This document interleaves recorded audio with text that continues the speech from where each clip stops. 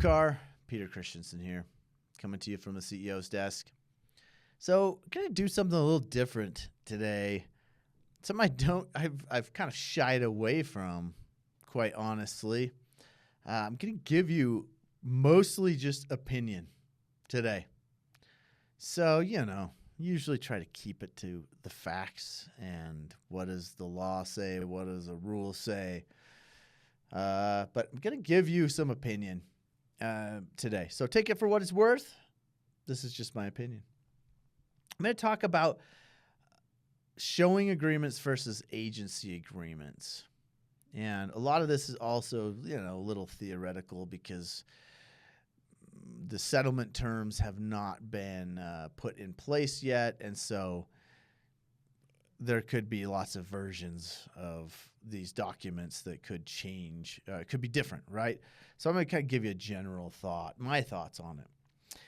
So the NAR settlement, that's what we're talking about, is going to require that you get an agreement, a written agreement in place before touring a property with buyers, right?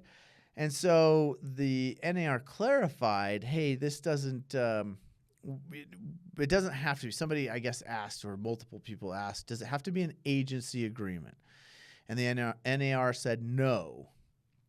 And a lot was made of that. And really, if you think about it, the NAR is trying to craft these rules that can work in 50 different states. And so not every state uses the same terminology, has the same concepts in place. And so it makes a lot of sense that they wouldn't say it has to be an agency agreement when a state may not even have agency agreements or may have a different term for them. So I don't think what they were saying was it shouldn't be an agency agreement. I think they were saying do what works in your state. Do what will comply with your state laws, but it has to be a written agreement. So this idea of maybe a showing agreement being used because it's a little earlier than a lot of agents are used to getting an agency agreement before touring a property. That's not how a lot of agents have operated. So what's the difference? Well, presumably, and again, what is a showing agreement? It could be a lot of different things, but I think the presumption is it's not an agency agreement. It's anything other than an agency agreement that would allow you to comply with the settlement and show a home. So, yeah, and if that's the context we're talking about, then what is the difference? Well, it doesn't create an agency relationship. It doesn't make all the promises that an agency agreement would make. Probably most of them I've seen have examples of these I've seen don't have compensation in them. They may reference it for a future date, but don't have a promise to get paid. There is some question as to how they affect the fiduciary duties. And so in that context in Utah, I wouldn't want to do licensee activities under a showing agreement because it starts to muddy the waters. Am I acting as an agent or am I really just opening up properties to buyers? So my opinion on those, I think in Utah, I cannot see a good reason to use a showing agreement instead of an agency agreement. An agency agreement will give you can put a promise to get paid in there. It'll satisfy Utah law, so you don't have to worry about whether you're crossing any lines there. And it gives you some promise, right? The reason I favor that, the only argument I've heard for using a showing agreement is, we'll scare away the buyer. The buyers aren't used to signing these. We don't want them to sign something so early that they may not understand very well. We don't want multiple agency agreements out there. I agree with these ideas, but you can customize the agency agreement to be 1 day, 3 days, a week.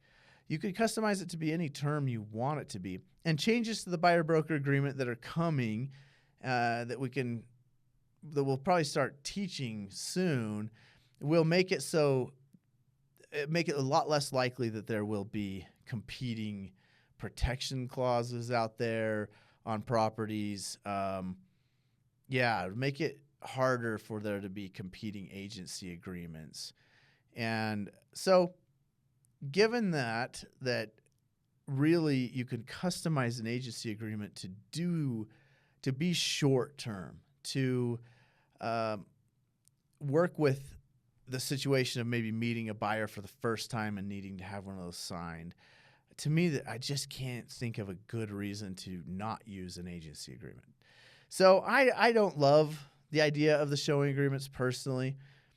I haven't been convinced there are advantages to it over an agency agreement. And I've heard that, well, I don't know if I want to work with this buyer. Good. Then make it a short-term buyer-broker agreement until you know you want to work with that buyer, then extend it out.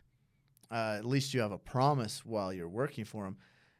I just would hate to see agents devolved into tour guides. I'm going to open the door for you and smile, crack some jokes, and I'm working for tips at this point.